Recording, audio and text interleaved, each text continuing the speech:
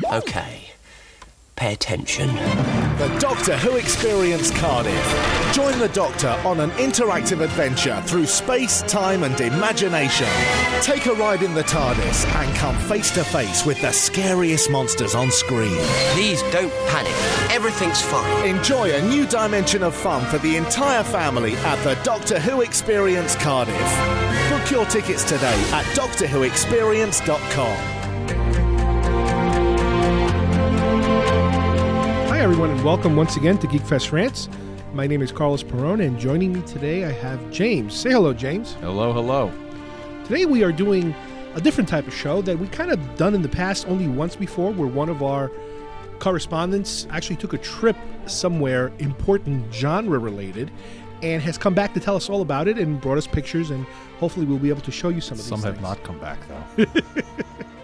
Well, James, tell us about the trip you took a couple of months ago. And what was it all about?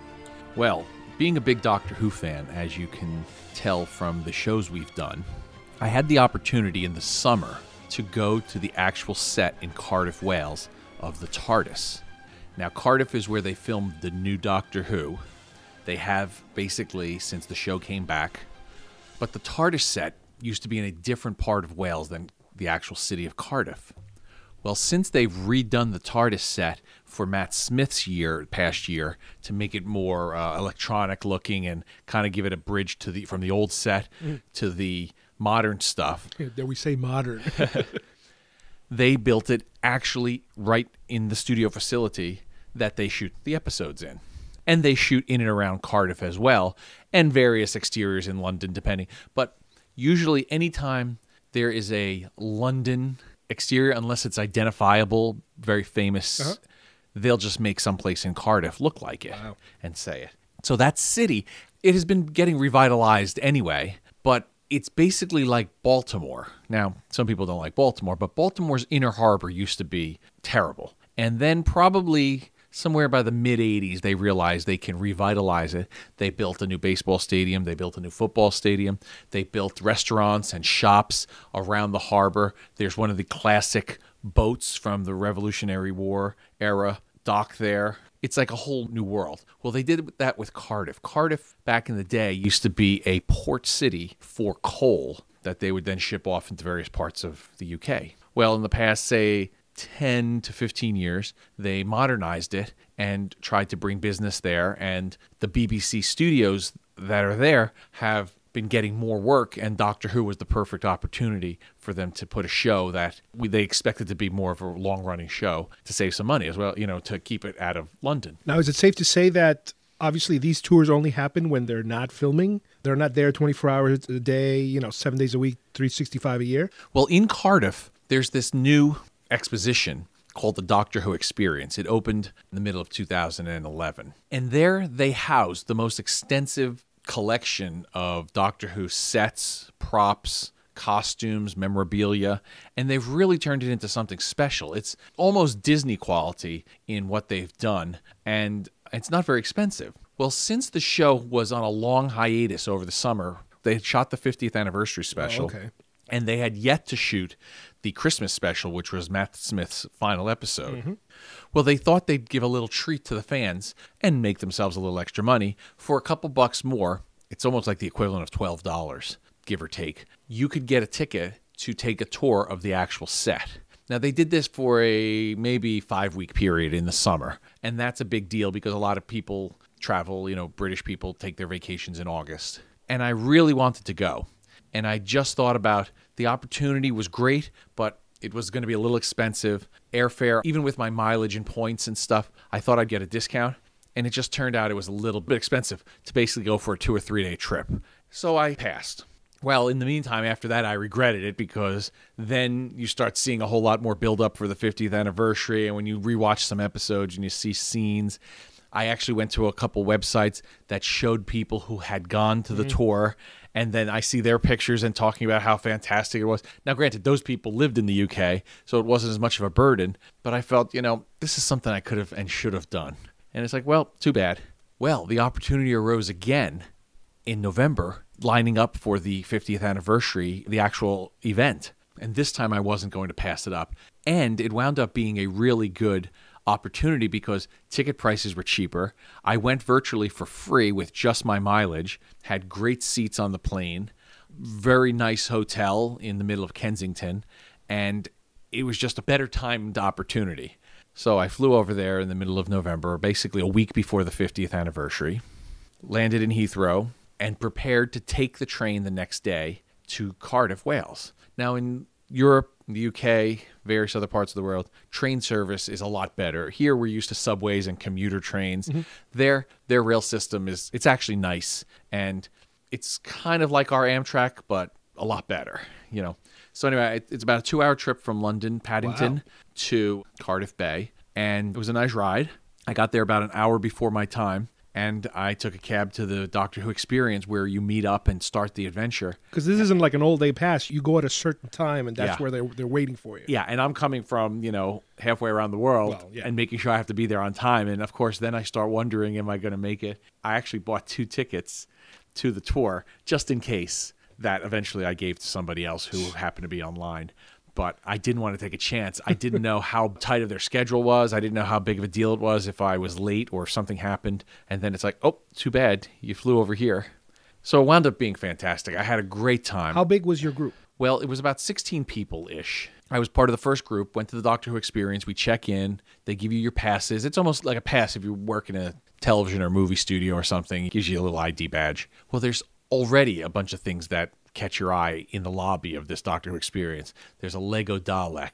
There's the Bessie, the Who-mobile from the Third Doctor era, it's a yellow classic-looking car. And it's just, they're playing music. They're playing Doctor Who themes. It was just so exciting, the build-up. I'm sitting there, and there were people from various parts of the world. I met a girl from Russia who didn't speak a lot of English but was really excited. I wound up meeting a guy from Philadelphia area who went to some of the same conventions that I had known about from the 80s, so he was a real big fan. There were a couple people who were actually, from the various parts of the UK. So it was really nice that we were all converging for this special opportunity. Well, they walked us over to the main studio lot, which is maybe a 5-minute walk, but it's a compound that has sound stages. It has a back lot. If you see it from Google Earth, you can see they have like a town-looking back lot, like when they shoot in Hollywood, like Seinfeld or something, the New York lot or whatever. And they have something like that for, a London town or a city street. And they said, don't take any pictures while you're walking through the compound because it's a hot studio, which was to be expected. And next thing you know, we're in the soundstage. And I'd seen pictures online, so I knew what I was getting into. And it's basically this round wood and plywood exterior. And we were all just waiting our turn. Now, I was lucky to be part of a group that were only 4 people. Now, this is real now. In other words, this isn't the decorated for the guest area. This isn't the theme park type of looking thing. We're sitting in like extra chairs, like chairs that might have been part of somebody's table set or, Apple some boxes. folding chairs and stuff like that, waiting our turn. There was a little bit of, prep and how if everybody excited, where you all come from, things like that. And then they brought the group in. There were 3 groups. Some of the people in the groups were part of families, so they went together. So they were a bigger group. And the people I was with, we were all singles, and there were only 4 of us left, which actually made it better because we had more time, and there wasn't so many people mingling around. So they subdivided the group even. Now I know something about movie sets and television sets. I know they're generally, you're disappointed when you actually see a set. Oh, I thought it would be bigger. Oh, it looks like it's made out of wood. It looks like it's plastic. That's what she said. And so I kind of had my hopes really high, but I knew this could be walking into, okay. A gigantic green screen with nothing there. Okay, this is Doctor Who set. Really, it is, really. So my turn comes. You go up the scaffolding. There's a little bit of a green screen type effect on the outside and the TARDIS door, the actual TARDIS door. So we get to take pictures, and then the lady says, "Are you ready to go in?" And she opens it up, and bam. It's unbelievable. The glow, there's this greenish glow. I tell people the only thing, I shouldn't even use this because Doctor Who's been around a little longer than Star Trek, but if you're a Star Trek fan, everybody's goal, I think, other than meeting some of the cast, is to get on the bridge of the Enterprise, whichever Enterprise you're a big fan of. The classic Enterprise, which kind of doesn't exist anyplace anymore except recreations. The Next Generation, the movie sets, the new movie sets. You want to get on the Enterprise and say, wow, I was on the Enterprise. That's as close as you're going to get to be on the Enterprise if you get on the bridge set. Well, to me, the TARDIS is the icon. That's the Doctor's ship. That's his bridge. And being a fan for years, I always thought it was cool to see the various sets over the years. And this one is one of my favorites because it's turquoise and blue and blinky and modern. And So they turn everything on for you. everything is on. What the is hum? Any sounds? I was going to say sound There's music. a gentle anything? hum, but that may be just because of all the lights and the equipment. Air conditioning. It's not necessarily the TARDIS sound. Okay. I wasn't sure. I wasn't sure what to expect. I didn't know if they'd be playing music. I didn't know if they'd be playing the sound effects. I didn't know if the machines would be in action. And generally, it was all lit. You have that gentle feel like you're not just sitting in a booth. But also, once you're inside, it's not very big. It's bigger on the inside, as they say on the show. But it's about as big as most people's, say, living room and dining room or something. It's probably as big as the classic Star Trek Right, I mean, set. he's not running laps in that thing. No. You walk in, the TARDIS is right in the center. The time column, the rotor is right glowing. There's green, neon, or fluorescent. All the blinkies are on. The glow there. It's just unbelievable to be there. It just blows your mind. Now, can we assume that in a few weeks or in a few months after you went, the new doctor then went in there and did his thing? Absolutely. Like, people would ask, oh, well, what's the last thing they did there? Well, maybe a month or so before I went there, Prince Charles and Camilla, his wife, were there with the Matt Smith doctor and Jenna Coleman, the Clara character, and gave him a tour. And they said, no, Capaldi had not been here yet. And we were very surprised, that he had not. I would have thought if you get a role, you get an iconic role, you want to go see. But I guess it's a job as well, and you have to fit it into your schedule when you can get to Cardiff, Wales, and he had not been called upon. Now, it turns out that might have been a lie, though, because if you've seen the 50th anniversary, Well, he makes a surprise guest appearance. yeah, but it could It's have been hard shot to- anywhere. It could have been shot anywhere, but it looks to me like the background is the set, so I think they brought him into that, and the girl may not have even known that surprise was in there either. okay, so while you're in there with the smaller group, like, are people allowed to get near things and take pictures and Yeah, stuff? we were able to take as many pictures as we want. They just didn't want us to take pictures walking through the compound, which are the offices and Okay. other sound stages. People may have been coming or going, and they just didn't want to. If Ted Danson walked through, or whoever the British The equivalent British version of 10 Dance? came through, they didn't want to stand. Hey, can we take your picture? So that was the only area you couldn't And take you pictures. couldn't touch anything either. Once you were in the Doctor Who area, you can do what you want. I must have taken 100 pictures.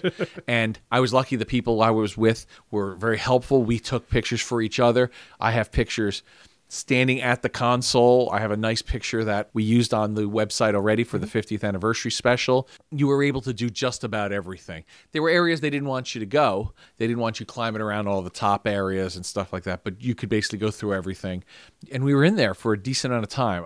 I say like 15 minutes. It felt like it was plenty of time. Was there any television equipment or lights? No. The funny thing about this is it's all self-lit. The way it is it's not lit with theatrical lighting. There's no grid? There's no grid. It's all self-contained. There's a ceiling. The time rotor spins above us. Everything is all self-contained.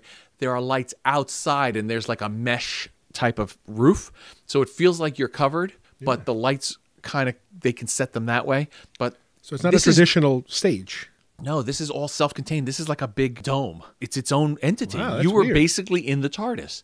And the funny thing is they shoot it with steady cams and, handhelds and things like that. So if they need some specialty lighting, they probably set it up on sticks or some type of situation. Because you got a lot of steps, and it's not like a flat stage floor where you can wheel things in and wheel out, The right? natural lighting is lighting enough. And if you watch the show, you see generally there's a heavy green glow on all the characters because of the time rotor, in addition to the various other glows of the blinkies that are in there. So there were no lights, traditional lights like we have in the studios. Now, are you allowed to ask questions while you're there? Or? Yeah, the girl was great. She was a youngish girl in her 20s, very friendly, very helpful, and knew a lot of. This particular woman knew a lot about Doctor Who because she herself was a fan. She just wasn't she wasn't just a tour guide, and I think that's probably they use people like that on purpose, because if you're not a fan and you're just saying, "Oh, over here's this thing," it kind of takes you out of the whole. Here's the tortoise. Yeah. No, takes it's you, so it turned out this was exactly what you'd want it to be. Nice people to be with on the tour, nice guide, authentic, beautiful set. And to come out, you come out toward the bottom. We go in to the police box doors, and the set utilizes the look of the police box doors. The inside of them, if you watch the show or you see some of the pictures we show you, you'll see what I'm talking about. Well, there's this other little hatch that's supposed to take you into the various other parts of the TARDIS, the swimming pool, the library, the crew quarters, things like that. Right. Well, we go through that, which they have on the show, and we go through them, and then we exited the set. Is that where you were showing me earlier some pictures of that you could actually see the bottom of the... We went down below where you see and then they've actually used the area down below. In the Christmas special, the Doctor cooked Clara's turkey in the bottom of the time vortex rotor area, whatever. And it was actually, I was right there, so it exists. Huh. And then we exited it, back out to the soundstage. And the soundstage was partitioned with black duvetine type of false walls. Okay. And during the filming, they have various things in there. They actually told me they had like 2 or 3 sets. This was a standing set. This doesn't get broken down until they decide to rebuild it. And the other areas are for certain planets, maybe if there's an alien look or something, if they're not using a traditional city area. Mm-hmm.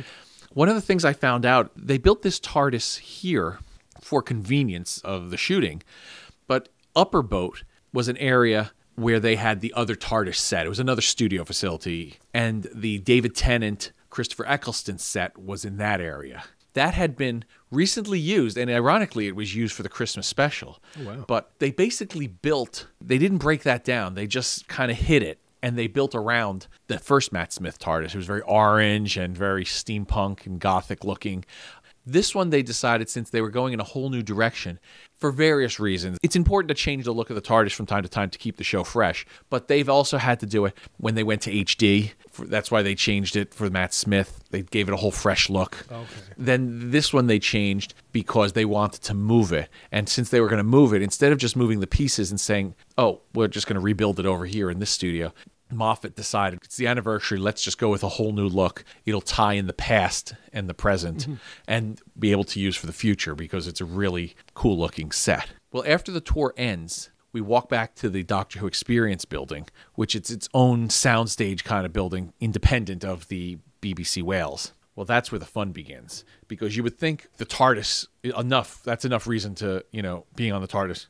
I can die now. But they're bringing you with the same group you were before, or you're rejoining a larger They're bringing me with the same group, plus some other people who didn't participate in the tour of the TARDIS. They only came for the Doctor Who Experience for whatever reason. So you have an option if you want. Yeah, this whole tour... What's the point? You got to go see the whole thing. This whole thing cost $36. So it's like $22 or $25 or something for just the Doctor Who Experience. And if you tack on like another $10 or $12, you got the TARDIS tour. That's the big thing. And I can't believe that. I don't think people realize it existed. I follow it because I follow Doctor Who. I think they explain it, but some people don't know, oh, you're going to go on a walking tour. It's cold out. I don't know. It depends on how big of a fan they are. They just happen to be in the area and they say, well, going into the real thing. Let's just check this out, Well, then we go into this area that's kind of Disney-ish or Universal, like the Harry Potter tour. You have this queue, and as you're walking through it, you're seeing stuff. There's a story going on. Matt Smith is talking to you. It's like you're in your own little adventure. Well, like monitors and stuff like that? Yeah, or just like sound? Screens, monitors. They look like they're view screens. Then he says, look, you've all got to get on the TARDIS because the Daleks or some nonsense. It's like this little... And you go into the police box doors again, but now this is more like a ride. It's an interactive adventure.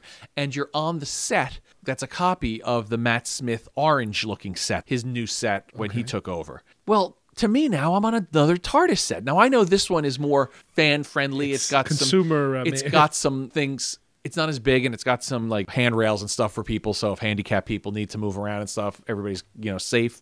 But I'm on another TARDIS set. I'm like, wow, this is better than I thought. And the story and the interactivity was actually fun.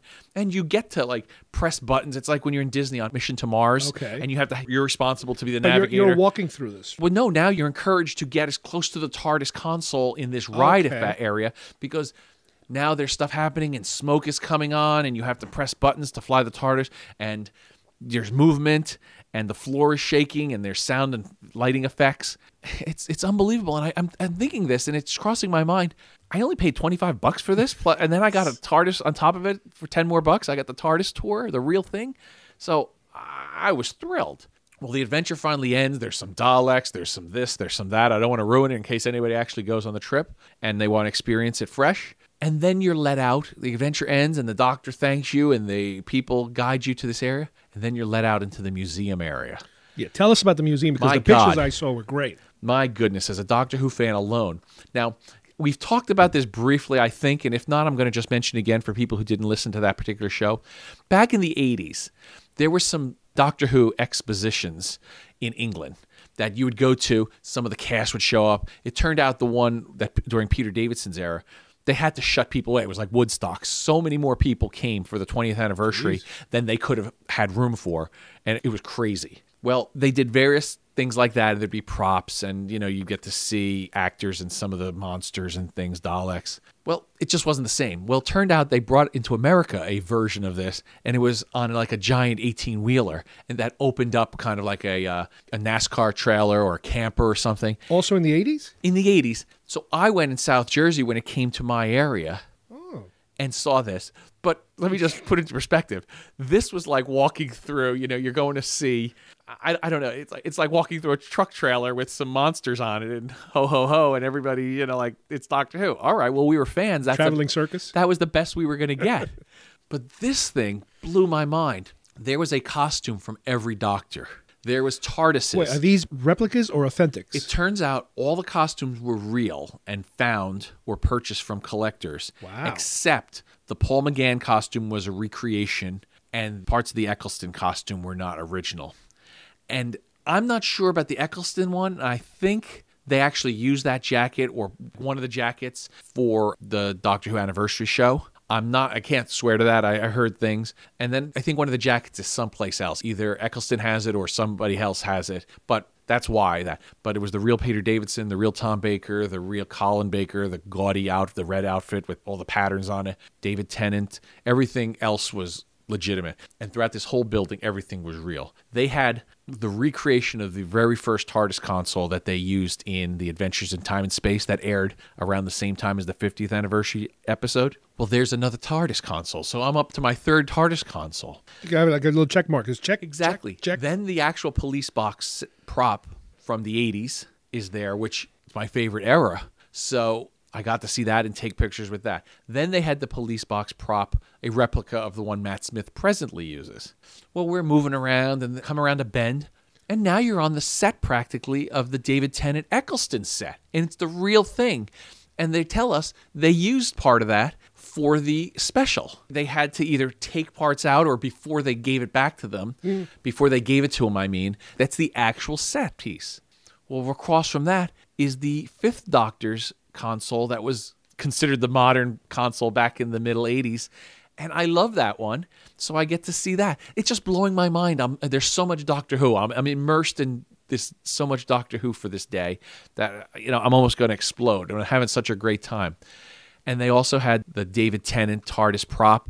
They also had, I guess it was another, I'm trying to think of what it might have been. It might have been the Paul McGann era prop. I'm not sure. But so there were like 4 or 5 police boxes that I saw in this tour. Well, it's not over yet.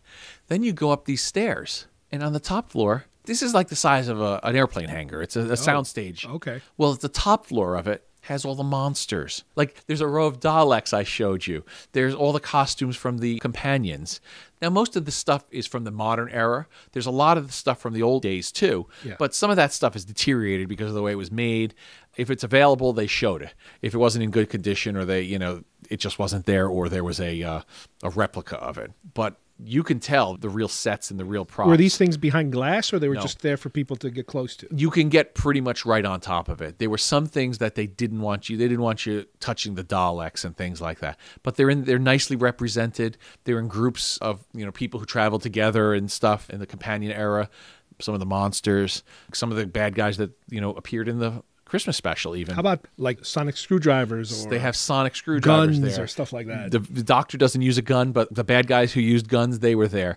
There were little documentaries that were being screened in various areas, talking about the costuming over the years by some of the wardrobe designers. There were some famous set designers talking about how impressed they are over the years with the simplicity or, the look of it, or how it's lasted and been so iconic.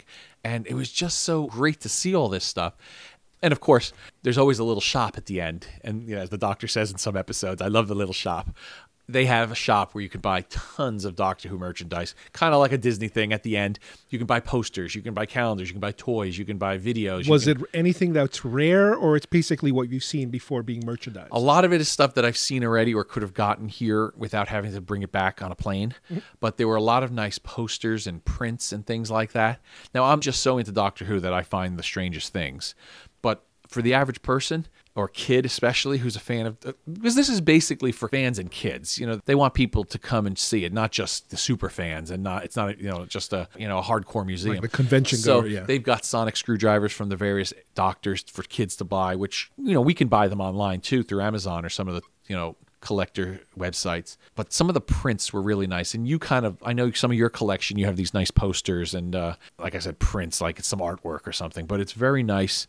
I wish I could have had like one or two of those, but you can't really bring a rolled poster or a real something back without maybe damaging it, and some of it wasn't cheap either. Well, the Doctor Who Experience tour ends after the little shop, and it's funny, I had a second set of tickets to go for the walking tour again, back on the TARDIS, and the experience, and I felt I had done enough and I didn't want to ruin the first experience, so I gave it to a young couple who were debating whether they should go. I said, here, take mine and make sure you buy your wife or whoever it was the walking tour, because it's that much fun. So they thought it was very nice of me. So now walking out, my goal was to walk around to some of the locations used in Cardiff Bay. In an episode called Boomtown, the Doctor parks the TARDIS over the Rift, which turns out to be this iconic courtyard area outside the Millennium Center, which is like a concert hall. So anybody who's seen that episode knows what this looks like. And it was very important. It was a very key point of the episode, why they were there. Well, it turned out in that episode, they found one of the Slovene who were disguising herself as the mayor of Cardiff now. And the various places that they went to, there was a restaurant, an Italian restaurant. The Doctor dines with a Slovene lady. I went there. It exists. It's very small, but it's interesting that I was able to walk there. Some of the... It's not quite a boardwalk, but it's like walking around that type of area with shops and the little stores. Do they have coffee. Like pictures inside the shops of, look, this was shot here type of deal? I didn't see that. Sometimes in New York they do that. Like, I know, 'cause that's look, what I'm I used saw, to. this guy from that show. Kojak was here in 1978, or whatever. But it was nice to see all these locations that they used for real. And I was sitting there and I was walking them. And Torchwood was a spin-off of Doctor Who. Their headquarters was in Cardiff. And if you watch any Torchwood episode, the whole opening, you see the area I'm talking about. And the people were just so nice. It was such a nice experience. And then I took the train back to London. Well, before we wrap up this particular trip, tell us a little bit about, because it makes sense since it is this trip, the jacket that you're wearing in these pictures that we're showing you. Well, I got this whim in the middle of, say, September or beginning of October that I want the Eccleston jacket. I'm trying to think, well, what can I get Doctor Who-ish that is cool, or at least cool in my mind, but is it completely nerdy? Like, there's some things you can wear in general, and some things you can really only wear at Comic-Con. You didn't want to get the scarf? I had the various scarves in the 80s, and nobody knew what I was wearing. They just thought you were like homeless or something. Why are you always wearing a scarf? Well, luckily it was cold a lot where I lived, so I got away with it half the year. But other times, if I had the scarf, it got a little weird. Like, why are you wearing a scarf? Have you ever heard of Doctor Who? No. All right, well, that's why. Well, I just thought of the various things, and I like Eccleston a lot. We talked about it in the shows. Of the modern ones, like, he's just the best for various reasons. Now, Matt Smith's fantastic. David Tennant is a classic Doctor in his own, the way he handled himself. But just Eccleston was simple, and I liked his style, and I liked his attitude. And I looked at that jacket, and I said, you know what? That's a nice jacket. If I was going to buy a leather jacket, I'd go in that direction. So I typed in Eccleston jacket on eBay. And I found some people. Some of them were, cheesy jackets that, didn't seem like they were proper leather. Pleather. Yeah. And I found a guy, and I corresponded quite a few times with him before I made any decision to make sure, A, I can get my size, B, is this good quality and stuff. Now, of course, you always run the risk that the guy is going to say, oh, it's fantastic, you can get any size, and you wind up getting some crap that you can't really ever wear. But I had some faith, and he did sell. This is somebody who makes clothing. He wasn't just some guy selling toys or selling, tchotchkes. They make other jackets. They had feedback from various other jackets from other shows that there was an iconic garment. I think some Batman stuff. Oh, wow. Some other things that we all would know and identify with, and it looked good. And I studied the jacket on eBay. I studied the jacket. I typed it in general in Google, find out more about this Eccleston jacket and how they found it. And it turned out it was Eccleston's was actually a World War II German U-boat type of commander jacket. The double-breasted type of thing, the buttons, the it's a combination of like a U-boat commander jacket and pea coat. It's got a little belt, yeah. And you could get somebody in the UK to make you a copy of that, which was very expensive. This one was more affordable. It was under $200. The guy was very accommodating. I got sized by a tailor, gave them all my information, and I think I look good in it. I like it. People seem to have complimented me on it, so I think they did a good job, and I think I picked a nice jacket that at least I know what it is. So it's a little geeky, but I think I can wear it out in general during leather jacket wearing seasons, and people just say, "Oh, that's a nice jacket." Not exactly the "I love Doctor Who" T-shirt. Yeah, it looks exactly like it's supposed to without jumping out at you and punching you in the nose, saying, "Look at me, I'm dressed up." No, it's always neat to collect, especially if you're a collector, of collecting things that only a very small percentage of the people who are into that would recognize it, but for everybody else, it would just blend in with it. Yeah, a few people saw it and knew, who were fans, what I had.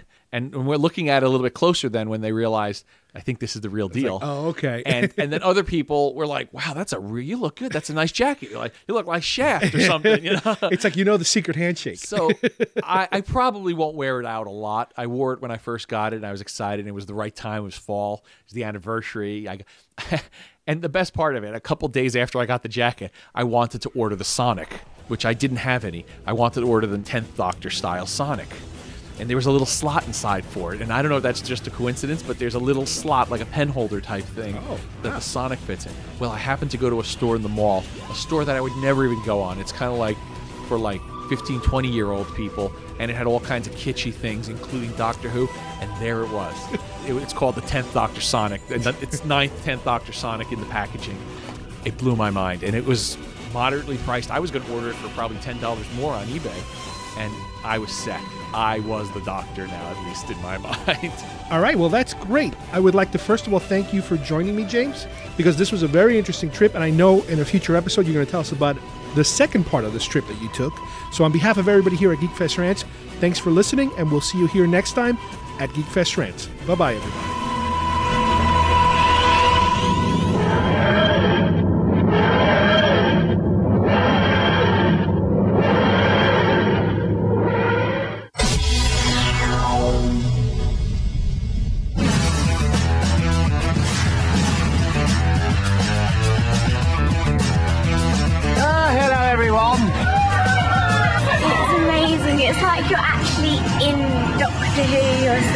The thing I most want to do is go and see my kids really and see what they think of it. And if it grabs them, I think it will. I think we've got something really good and really special there. Please don't panic. Everything's fine. It's good to have the interaction with the Matt Smith character. I liked it when we were watching the 3D film. That was good. And the Weeping Angel's hands came out, I was like screaming really loud. Couldn't take my eyes off of it because I've seen it on TV so many times because I always watch it over and over again, and I just can't believe I'm standing so close to it. It was interactive, so we all got to do a bit. We weren't just standing there, like we all got to move things that actually moved, so it's really good that it was interactive. And it felt like you was a part in the series. It looked like you was actually there. It was amazing. It was great. I enjoyed every bit of it. I want to do it again now.